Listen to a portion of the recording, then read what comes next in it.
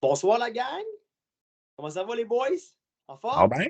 Ah ouais? Yes sir! Je n'étais pas sûr que c'était parti, Benji, l'enregistrement. Fait qu'on a eu un petit moment de silence malaisant, mais c'est pas grave, c'est fun. On le coupe au montage, on le coupe. Oui, c'est ça, c'est parfait. Good, guys. Merci beaucoup d'être là ce soir. Encore une fois, bienvenue à tout le monde qui nous écoute. Deuxième podcast de la saison 2022, podcast des élites. Une petite formule spéciale ce soir. Au niveau du podcast, on peut aller un peu dans les coulisses des camps de sélection.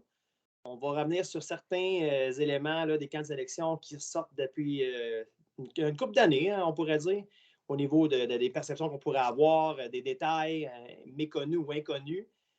C'est un peu le but du podcast ce soir, avec un petit rappel en fin de podcast sur ce qui s'en vient.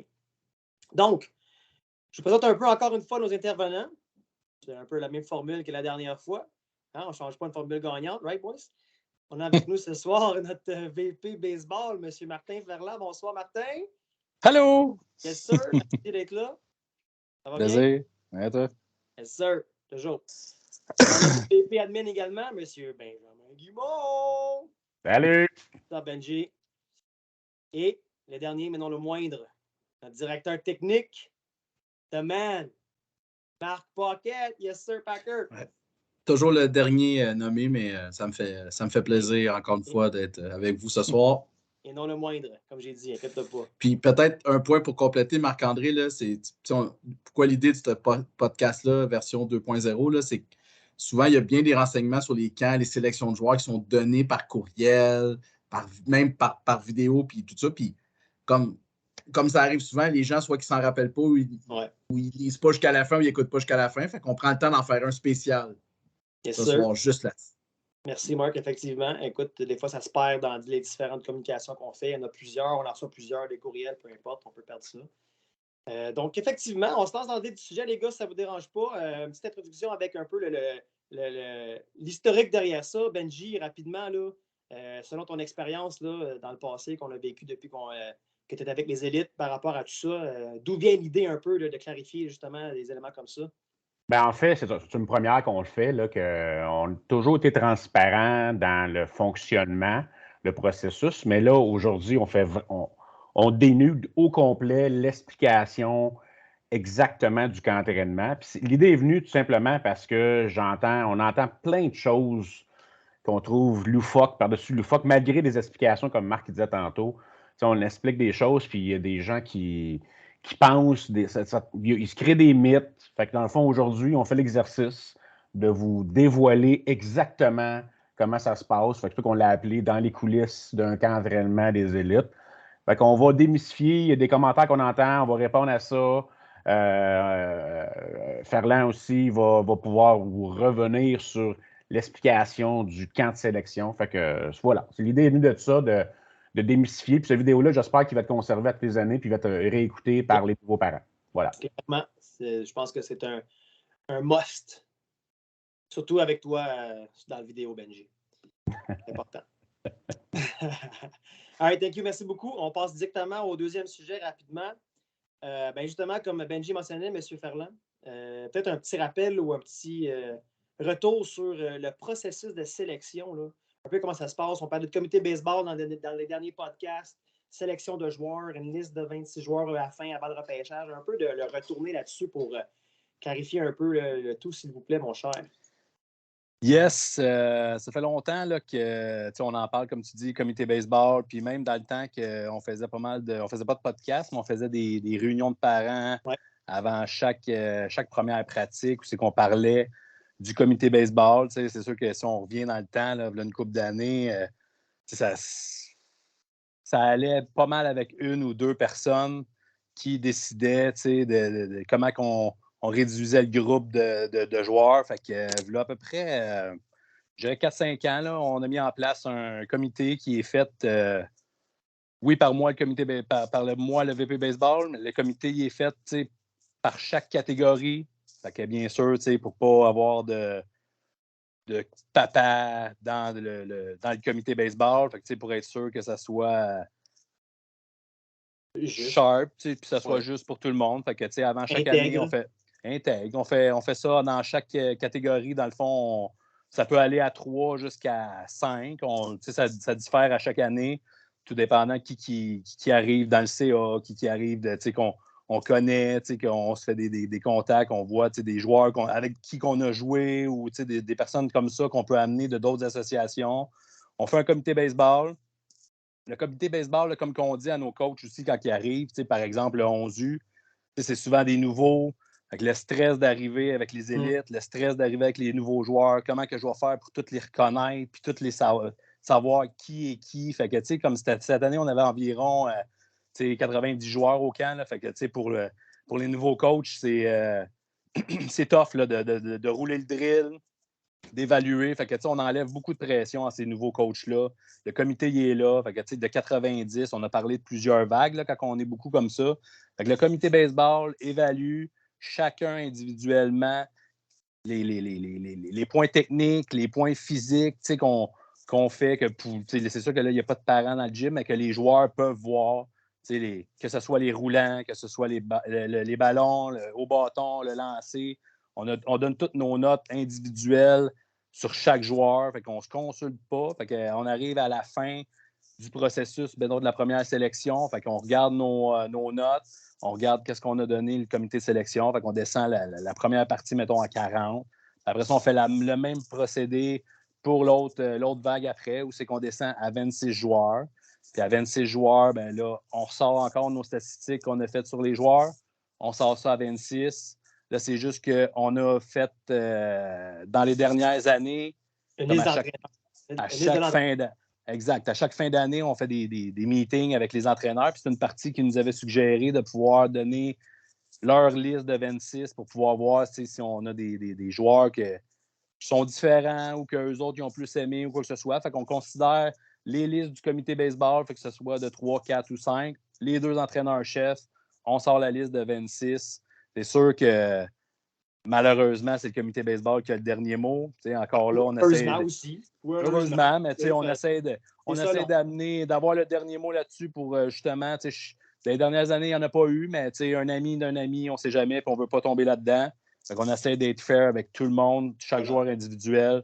Fait qu'on s'en va comme ça. Le comité baseball, après ça, de 126, on a les entraîneurs-chefs qui mettent leur sélection aussi.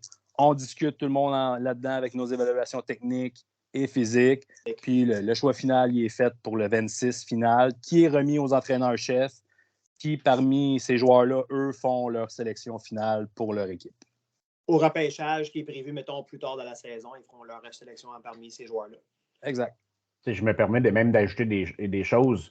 Le comité baseball, actuellement, depuis une couple d'années qui est formé, c'est quand même des gens qui ont vécu, ont coaché des 8 ou 10 dernières années ces catégories-là. Fait qu'ils savent exactement à 11U, 13U ce que ça prend pour pouvoir les amener à le plus haut niveau possible. Fait qu'il y a une expérience aussi, donc conseiller envers les entraîneurs-chefs. Je l'ai même ajouté aussi, il y a eu des commentaires, puis je regarde dans les questions-réponses, puis je ne le vois pas, mais c'est pas parce qu'un jeune passe la première vague, il réussit à passer la première vague de sélection qui est nécessairement systématiquement meilleur qu'un autre joueur qui n'a pas été sélectionné.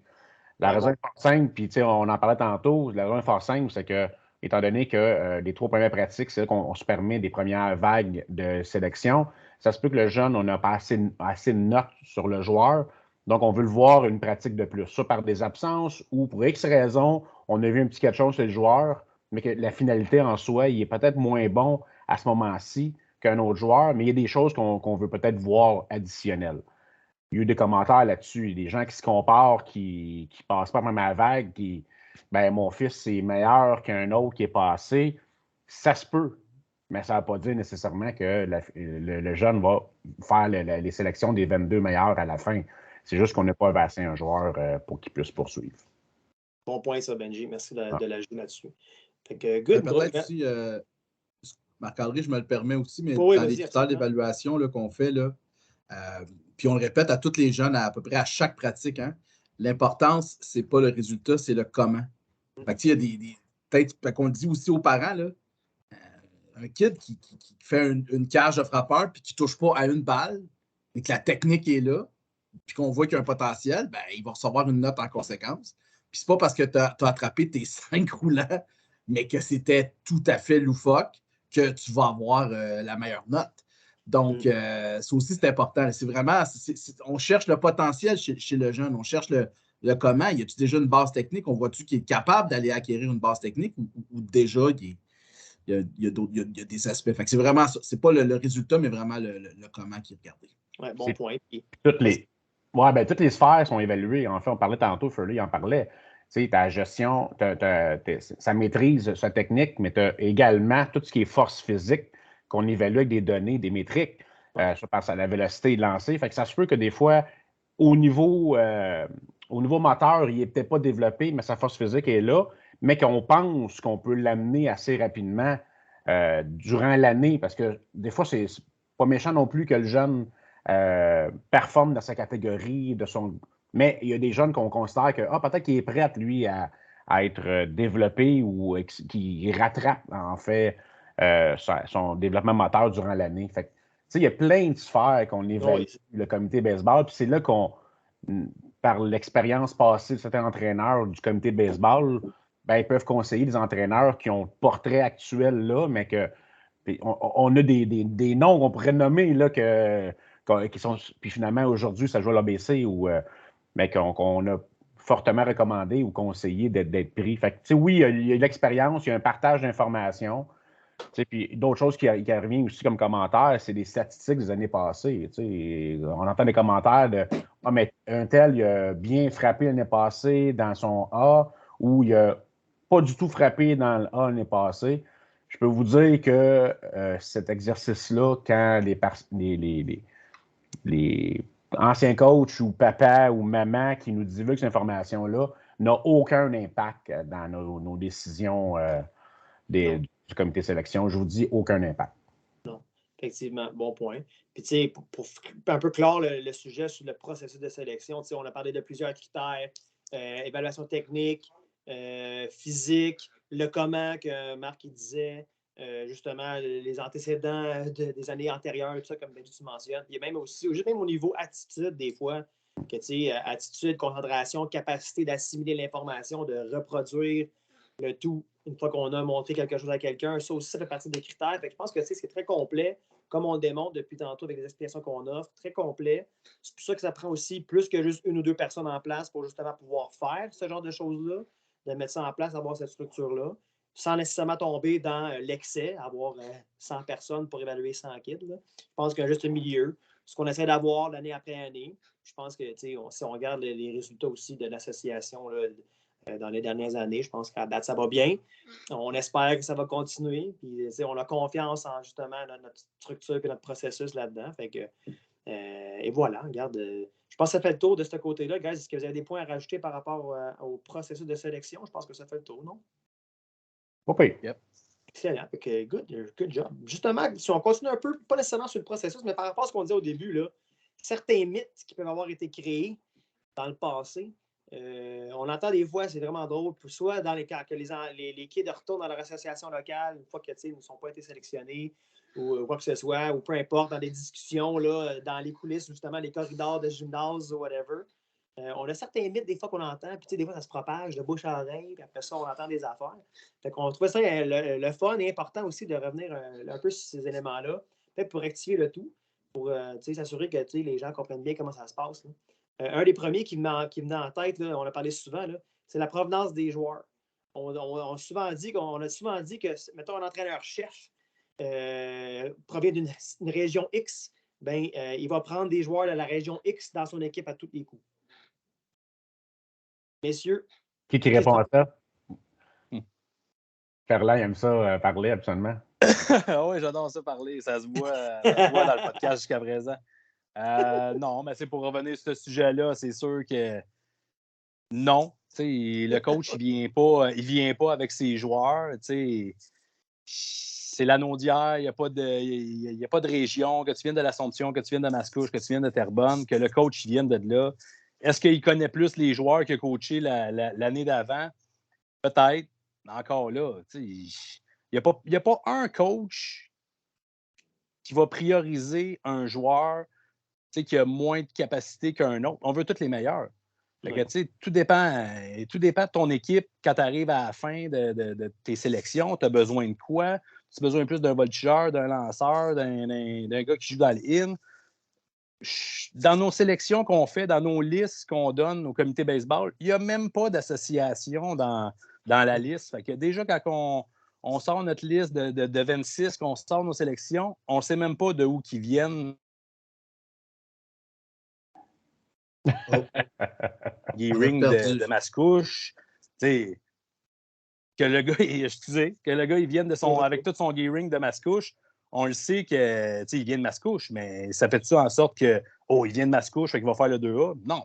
Puis est-ce que le coach vient de Mascouche, fait qu'il va prendre son joueur de Mascouche? Non plus. Comme Benji l'a dit tantôt, on est là pour faire des recommandations. Puis, c'est tous des joueurs de la Naudière pour nous autres. Là. Et voilà. Et puis, en complément, 2 points là-dessus. Là. Première chose, on l'a dit, Martin l'a dit au début, l'entraîneur-chef, il ne choisit pas le top 26. Il émet une suggestion de 26, mais le comité baseball, c'est lui qui a le dernier mot. Fait qu'en partant, il n'a pas son mot à dire. Puis, comme on a déjà dit aussi, ça se peut que si le gars il est rendu à vouloir coacher au niveau 2A, puis il est choisi, c'est parce qu'il a fait une bonne job. Puis tout au long de son parcours dans le novice, puis dans la tombe, il a fait une bonne job. Fait que ça se peut qu'il ait développé plus de joueurs. Ça va arriver souvent. Il y a un noyau qui a été bien développé dans ces jours-là. Fait que c'est sûr que ça peut influencer, mais en même temps, l'entraîneur-chef qui provient de n'importe où va devoir choisir son équipe parmi 26 joueurs qui proviennent eux aussi de partout. Ouais. Surtout sous forme de draft. Fait que si on forme des bons athlètes, ça avantage autant l'autre entraîneur également que dans son draft, parce que dans Serpentin, il va pêcher les bons joueurs. Attention, Benjamin, ça aussi, c'est un mythe. Il n'y a pas de draft aux élites. Toutes les équipes sont arrangées avant. Peut-être vous pouvez répondre à ça.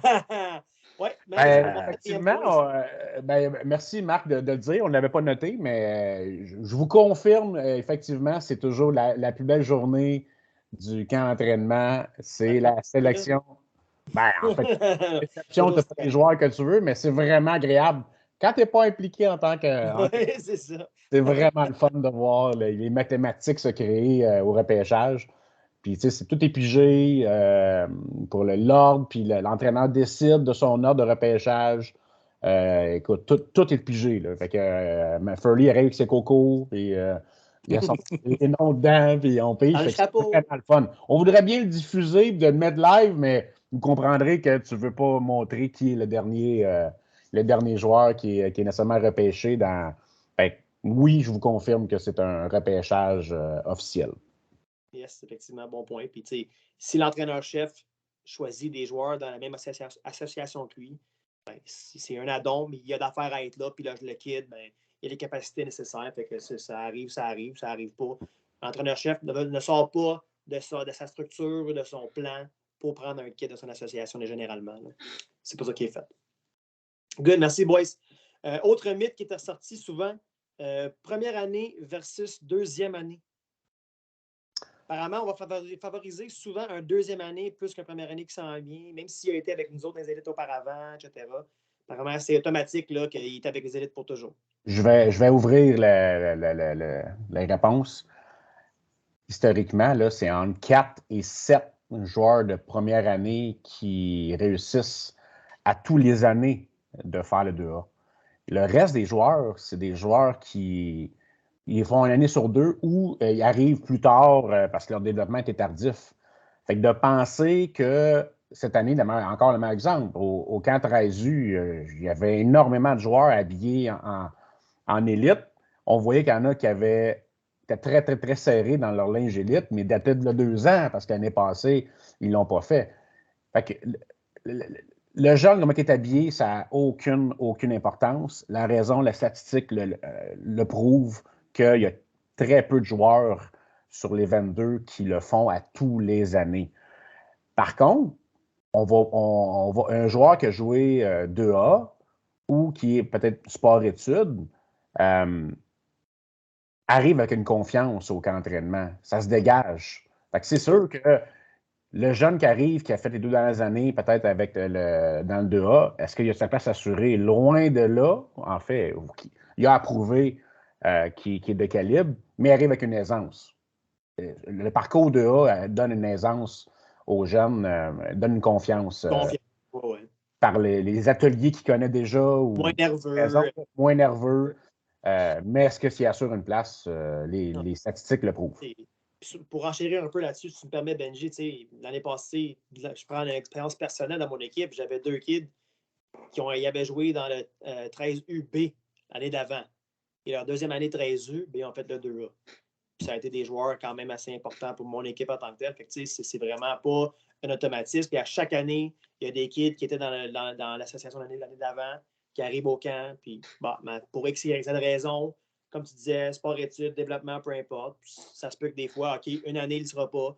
L'année d'après, il a pris des pas, il a évolué, puis hop, il va l'être l'année d'après. C'est vraiment rien d'automatique. C'est vraiment selon le joueur, selon les évaluations, encore une fois, qu'on a faites, qu'on a parlé au début avec Furley au niveau de la sélection puis le comité baseball et tout ça.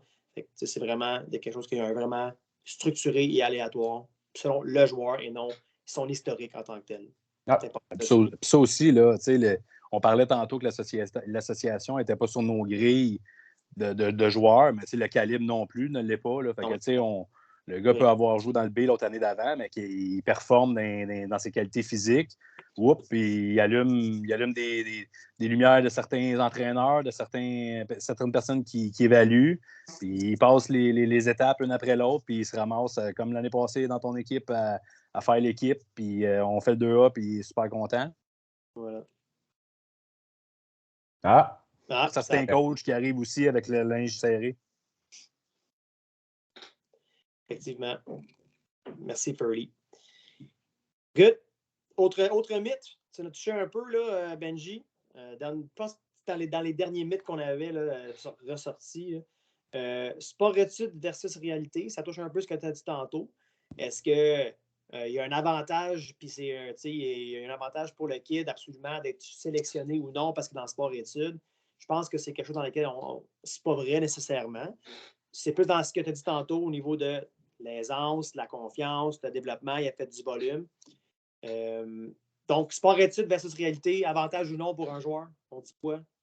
Moi, je vais commencer, puis je suis sûr que Furley va ajouter là-dessus, là, parce que c'est un sujet qu'on a beaucoup parlé dans la semaine. Là. Il y a beaucoup de jeunes ou de parents qui, que par le fait qu'il y ait sport-études ou que par le fait prennent des cours privés, que automatiquement, c'est des joueurs de calibre 2A. T'sais. C'est sûr qu'un jeune qui fait du baseball à l'année, soit par les programmes de l'entrepôt du baseball ou par les sports-études, arrive généralement du temps très près au camp d'entraînement. Mais ce n'est pas un automatisme. C'est pas. La raison, c'est qu'il y a d'autres athlètes qui font d'autres sports, puis qui arrivent, puis qui décident de ne pas faire du baseball à ce moment-là, puis il y en a qui changent de sport plus tard. Ça ne veut pas dire que. En fait, c'est que le portrait de la personne qui fait du privé, que son entraîneur lui dit à son privé qu'il s'est amélioré, c'est sûr que c'est amélioré, mais est-ce qu'il est de calibre maintenant, top 26, top 22? Non, pas nécessairement. Fait que, il y a trop de gens, puis c'est correct, mais c'est sûr qu'il y a plusieurs variables. Il y a des joueurs externes qui arrivent. Ça se peut qu'il y a des jeunes cette année qu'on en a parlé, on est arrivé au camp, on voit une nette amélioration, mais est-ce qu'ils sont rendus au calibre 2A? Non, mais on le voit que c'est amélioré. Fait que c'est pas c'est pas de l'argent que vous avez mal investi chez les jeunes. Il s'est amélioré, il va performer à son calibre de son niveau. Mais c'est pas parce qu'il est sport-études et qu'il fait du privé que systématiquement, il est automatiquement de calibre 2A. Il y a d'autres joueurs qui font d'autres sports, qui sont des athlètes, qui poursuivent le plus longtemps possible les deux sports élites. Et voilà. Effectivement. Ça ne veut pas dire qu'on ne recommande pas de faire du sport-études baseball. Évidemment, c'est une très bonne idée, surtout pour les jeunes qui veulent évoluer là-dedans à travers le temps et tout ça, tant au niveau de la structure du programme puis pour l'académie et tout ça. Mais effectivement, c'est pas un automatique, mais c'est ça, c'est une bonne affaire au niveau du volume et du développement pour le kid en tant que tel. Le niveau dans lequel il va jouer, mais comme tu as dit, tout va dépendre de qu'est-ce qu'on a à notre camp de sélection. Good! Good, guys, ça fait le tour des mythes qu'on avait ressortis un peu là, pour cette année, dans les dernières années, ce qu'on a entendu parler. On a fait aussi le tour, encore une fois, de la sélection, tout ce qui entoure ça au niveau du processus là-dedans. Si tu me permets, Marc, il y a juste oui. Tu as noté que je veux juste effleurer, tu as marqué de repêchage les joueurs de même association. Là. On le voit beaucoup comme phénomène dans l'ONSU là, peut-être des gens qui arrivent de leur le baseball local et qui veulent jouer ensemble. À chaque année, il faut le redire aux parents et peut-être entraîneurs, c'est un repêchage. On le répète, nous, notre association, elle est régionale. Notre région, c'est l'Anaudière. Ce n'est pas les associations locales.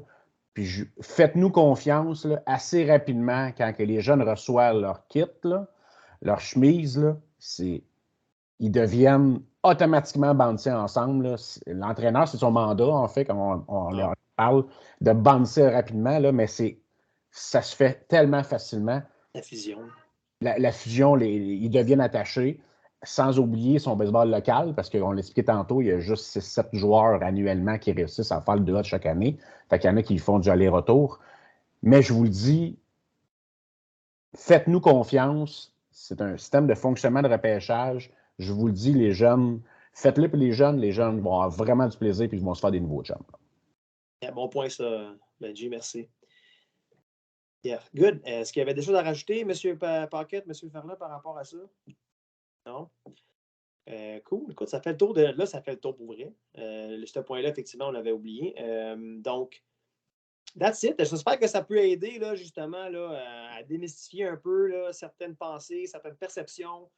Le but de tout ça, c'est d'être transparent le plus possible avec, justement, là, la communauté là, de baseball dans l'Anaudière, au niveau du fonctionnement de l'association par rapport à comment les équipes sont conçues et sont sélectionnées et tout ça. Donc, on espère que ça va vous aider par rapport à ça. Encore une fois, comme j'ai dit habituellement dans chaque podcast, chaque communication, vous avez des questions, des commentaires, vous n'hésitez pas. On a nos plateformes, réseaux sociaux qui sont disponibles en tout temps pour les messages, courriels, peu importe. Ne gênez-vous pas par rapport à ça. On est là, on va vous répondre en tout temps, avec plaisir. Donc, that's it, that's all, boys. Écoute, ça fait le tour des coulisses des camps de sélection. Merci encore d'avoir été là ce soir. Je sais que c'est de votre temps personnel que vous prenez, donc on l'apprécie beaucoup. L'organisation, l'association aussi vous remercie par rapport à ça. C'est pas toujours évident, puis pas nécessairement là, facile d'intégrer ça dans son horaire chargé, dans la vie personnelle qu'on a tout le monde. Fait que merci d'avoir été là, d'avoir pris le temps. Super apprécié. Prochain rendez-vous pour ceux qui sont encore avec nous là, dans les camps. Repêchage, encore une fois, le 1er mai, comme on a dit dernièrement. Présentation des sélections via un live sur Facebook le 2 mai. Puis, je ne sais pas si vous le sentez, les boys, là. Mais ça sent le play ball qui s'en vient, les gars. Je te dis, il n'y a plus de neige, là. On s'en va dehors dans pas long, là. Puis, venant du gars qui a fait de la chasse au coco de Pâques toute la journée, puis il parle de nous sensations de baseball. Ah, ben, ça sent un peu le chocolat aussi, Marc, mais ça, c'est une autre affaire. Ça. On en parlera plus tard offline, là, ensemble, one-on-one, ça ne te dérange pas. Je prends la parole pour les entraîneurs. Appelez pas vos entraîneurs le premier au soir pour savoir si le jeune a été repêché dans quelle équipe. Là. Laissez les vidéos diffusées le lundi soir, le 2, puis que vos jeunes vivent le moment. Bien sûr. Ça va être toujours le fun pour les kids. C'est toujours trippant. Fait que ça va être le fun. On va encore faire ça. Fait que that's it, that's all, boys. Gros merci encore de votre passion, votre présence. Et attention à vous autres. Bonne soirée, les boys. Bien sûr. À la prochaine.